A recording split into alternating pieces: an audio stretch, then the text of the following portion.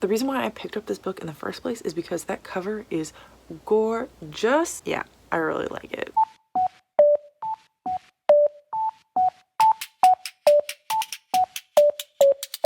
Hi, welcome back to my channel. My name is Amanda and today I'm going to be doing another book review. If you've watched my video where I reviewed the book The Shadows Between Us, I believe is the title of it, then this is going to be something similar to that. If you have not seen that video, then go ahead, I'll link it somewhere. You can go check it out now. This is going to be slightly different in the sense that at the time of me reviewing this book, it is not out to the general public. I was offered the opportunity to read and review a book. It is called The Jealousy of Jalice? Jalice?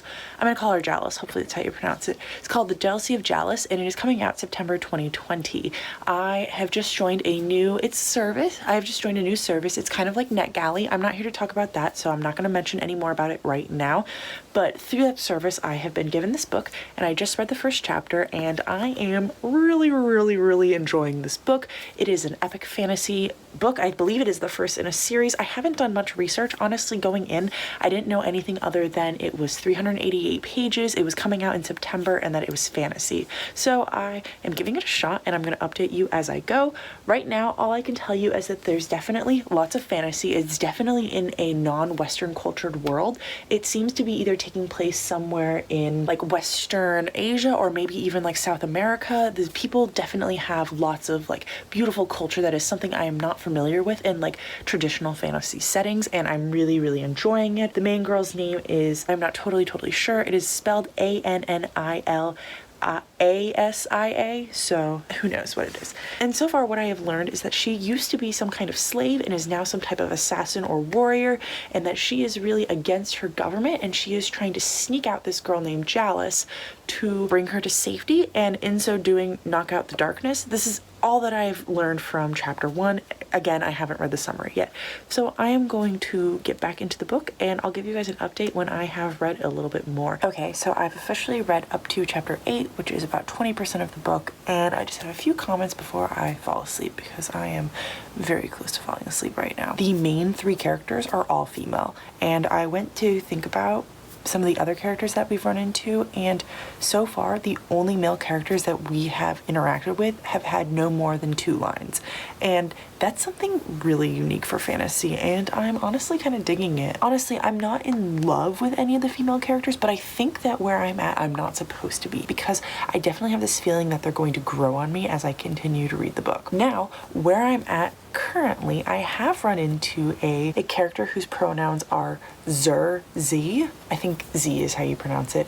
Anyways, they are gender neutral, and in case you're unfamiliar, you can use they, them pronouns for gender neutral people, but you can also in English use Z, and I've never run into a book, definitely not in fantasy, where they use something other than they, them.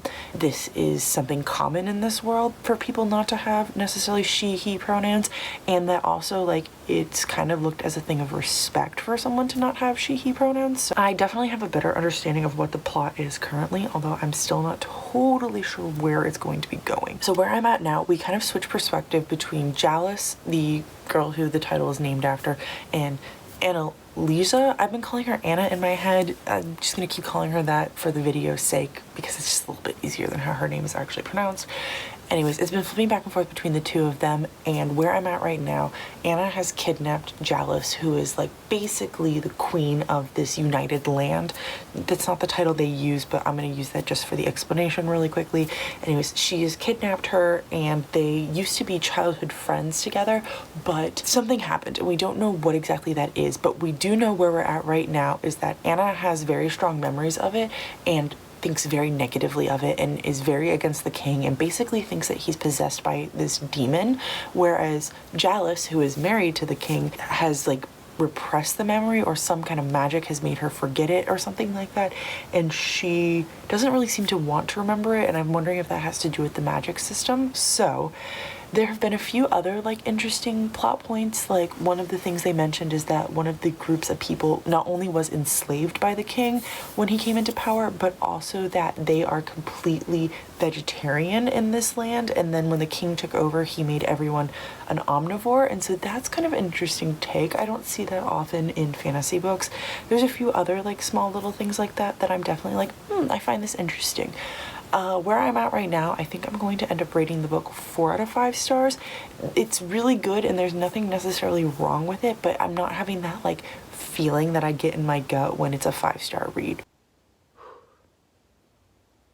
So I made it to 50% in the book, and it's really good. It's really, really good. I just read a chapter where, oh my god, it was, oh, it's the first chapter that I've read that has made me want to rate the book 5 stars. Up until this point, I've been wanting to rate it 4.5 out of 5 stars, but this last chapter like pushed me over, and so as long as the book continues being what it is, I think I'm gonna rate it 5 stars. I wasn't totally accurate with you in my description, but I was very close enough with the summary I gave you earlier that I'm not going to change it too much now. Where I'm at, we get both POVs still of the 2 girls, and you really do start to learn more about them. And I was accurate in the fact that we weren't supposed to like them when you first met them. You were almost supposed to pity them or feel bad for them. Sorry if the setting changed or the lighting changed. My mom just came in to talk to me really quickly, and then I lost everything that I was doing and saying, so actually I have no clue what I was talking about. What was I talking about? Anyways, can't remember that, so we're just gonna move on to talk about something else, I guess. Yeah, so I am not necessarily liking the girls anymore, but I am liking their characters, and that is something that is hard to distinguish, I feel like, for a lot of people, and it's really good. Oh my goodness. There have been some moments of shock. There have been some moments of like I've had to set the book down and just be like, oh my goodness. And there have been some like horrifying, bloody, gruesome moments. Yeah, it's been so enjoyable. I don't know if you guys enjoy that stuff, but I love dark fantasy, and this is definitely a dark fantasy. The thing that definitely drives me to continue reading this story is I am so curious about what's going to happen next and what's going on and all of that stuff. There is a lot of mystery because we don't know a ton about this world, and I would definitely say that I wish I better understood the magic system in the world a little bit more, but part of what is drawing me on is I don't know exactly what's going on. And it's like, I know what's going on, but I don't know like how it's going on. And other really exciting news.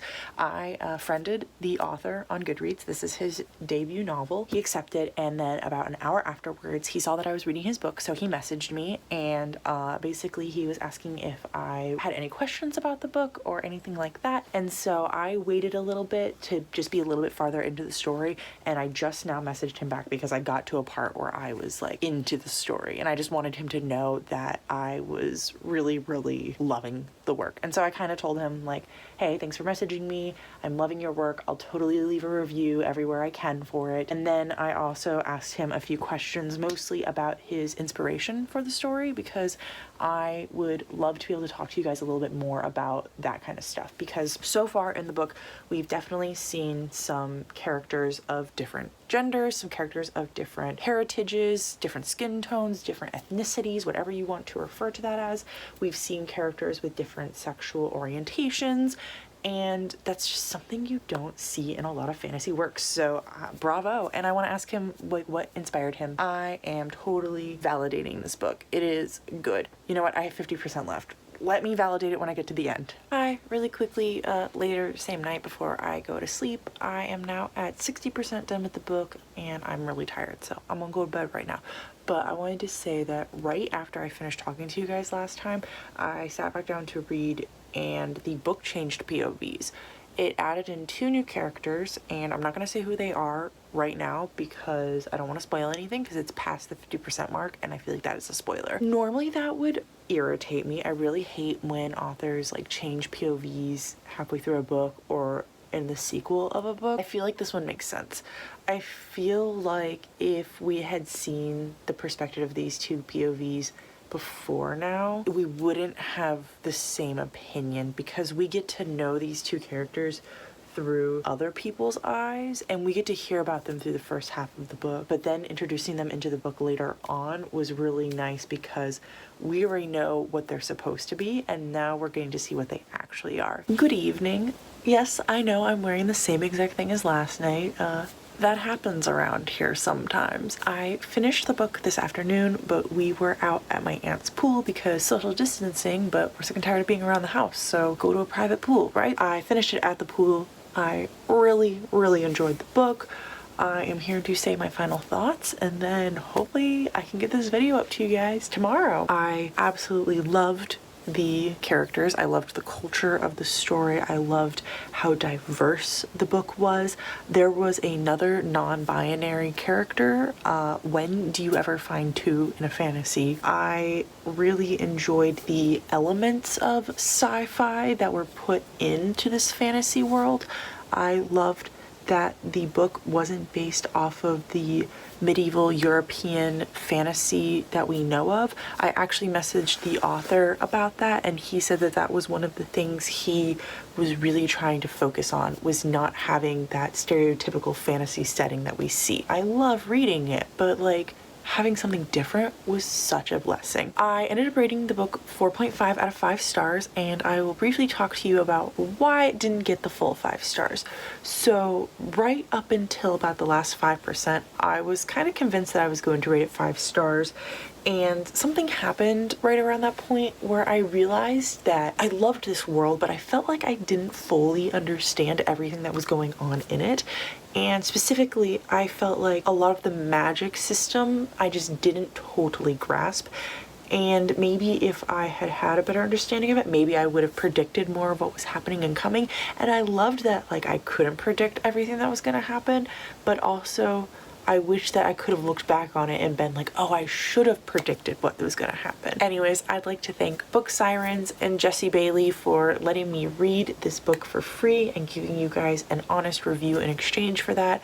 I really enjoyed this experience. This is the first time that I am rating and reviewing a book on BookSirens. It's just like NetGalley, except for instead of having to request books, you are sent books and then you pick one out of the options. So like every week or so, I'm sent a list of about 50 fantasy books that need reviews, and then I just go in and pick one of the ones that I like or I like the sound of, and I promise to review it in exchange for that book. So I really like that format because on NetGalley I ask for usually about 5 books at a time, and then sometimes I hear back from none of those people, sometimes I hear back from all 5 of those people, but in general I hear back from one of those people. This kind of took the guesswork out for me, and that was really nice. Anyways, yeah, I enjoyed this experience. Let me know if you're planning on checking this book out in September, or if this video is after that time. Let me know if you've read it and what you thought about this book.